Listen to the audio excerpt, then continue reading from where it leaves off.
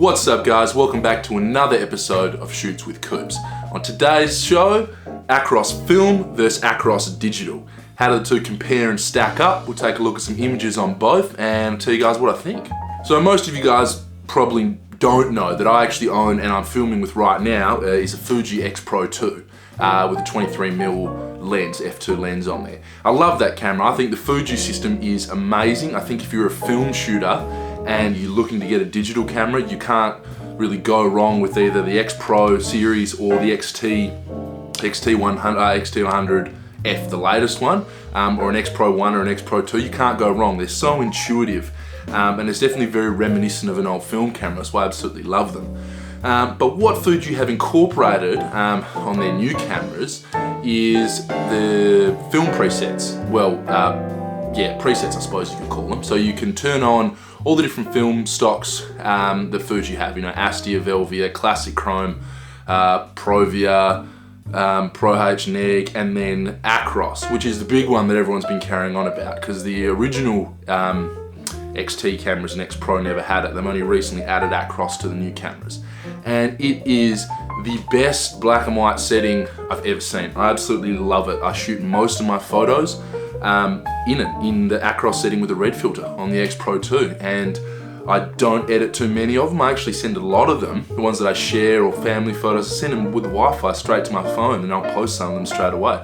Doesn't even need editing, which got me thinking about how does it actually stack up to Acros film. Now I shot one roll of Acros probably about 6 months ago, and I got some pretty cool shots. I was pretty happy with all those results back then, but I thought, why don't I make a video today and we'll do a full comparison. You know, we'll put a roll Acros in the M7 and one photo on the M7, then I'll take one photo with the X-Pro2, 35mm lens on both, and see how close the results actually are. So let's jump into it. So as you might be able to tell guys, I am still feeling pretty sick at the moment. I filmed the next segment of this and most of the shots over the weekend. So we'll head to Herdsman Lake now, where I was over the weekend taking photos with both cameras, and I'll show you guys some of the shots. Alright guys, so first stop on our little Acros test is head down to, I'm at Herdsman Lake now. So this is like it's a giant, you know, lake, wetland area near my place. You know, they've got a whole lot of, you know, swampy areas. They've got a big boardwalk that goes out around, and there's been a lot of rain here, so it should look pretty cool. You know, a lot of paperbark trees, real swampy stuff, you know, high contrast sort of thing. So we should get some cool photos down here and test out the film and the digital. So we'll go for a walk and take some shots.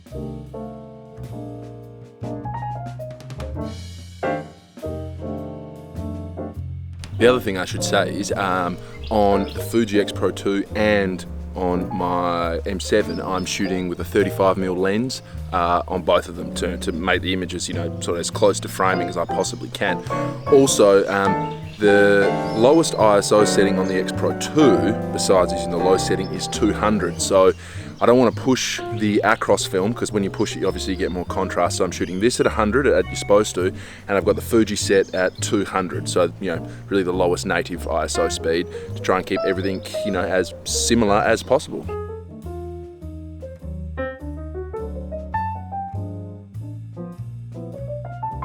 So me and my bright ideas about coming down to the lake after a lot of rain have just backfired. As you can see, everything, all the parts are completely soaked. So either we call it quits or I take my shoes off and get wet.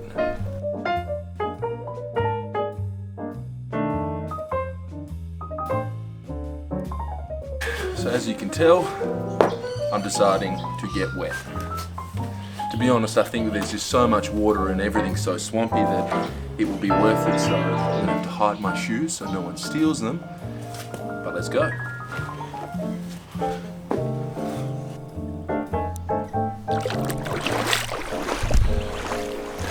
I immediately regret my decision. Better get some cool photos.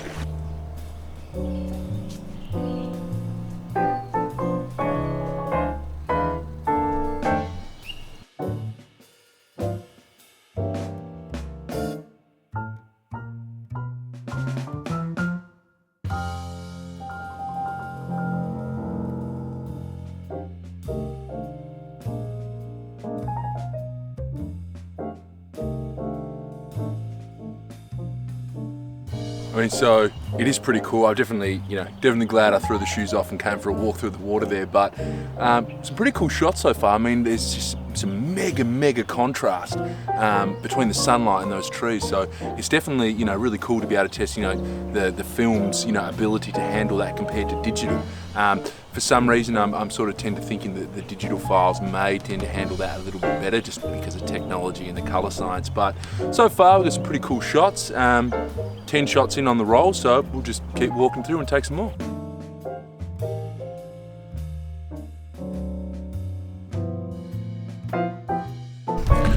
Word of advice. Shit.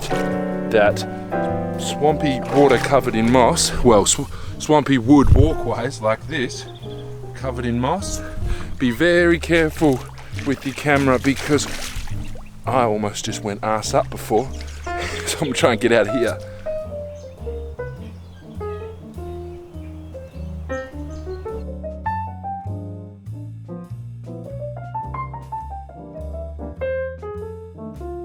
And this is the exact reason why I wanted to come down here, because how cool is that?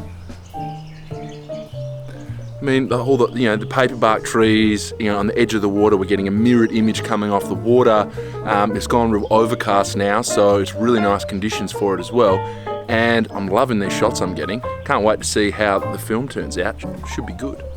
So I like this spot so much, I'm going to put the M7 on the tripod and we're going to force a long exposure with black and white film. So I know I have to take into account reciprocity failure after 2 seconds. So we're just going to wing it and we'll see how we go.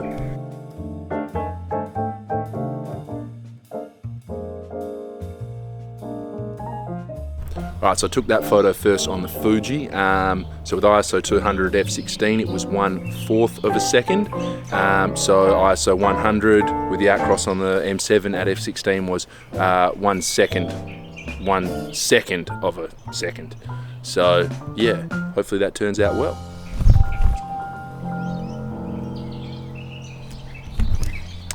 Another treacherous crossing.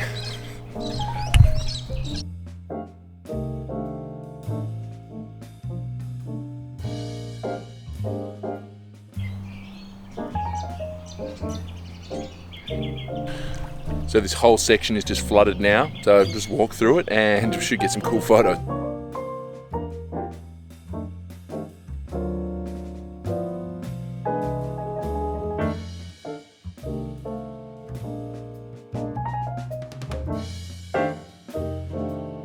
So after I got back from the lake and the walk around there, I still had a fair few shots roll, and I thought it'd be a bit unfair to leave the test as it is there, considering they were only landscape shots. So the next morning was Sunday morning, so it was the Mayweather-McGregor fight, so a bunch of us were watching it, so I brought both cameras along and took some portraits of some of my mates there to get a bit more of a evened out feel for the film. So here you go.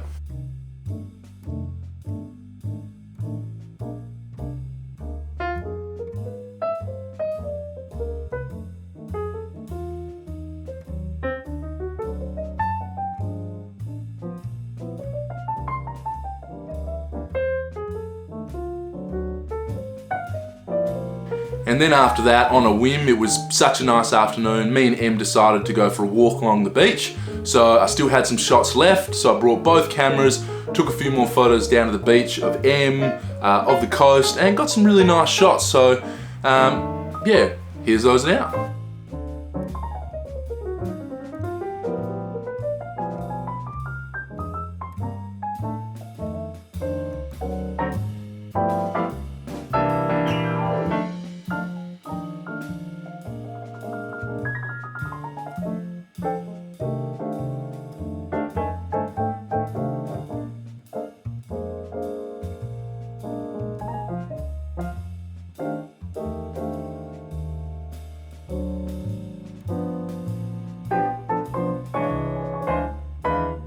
Alright, so my final thoughts. They both are amazing, amazing things. Well, the film is amazing, it's been around for a long time.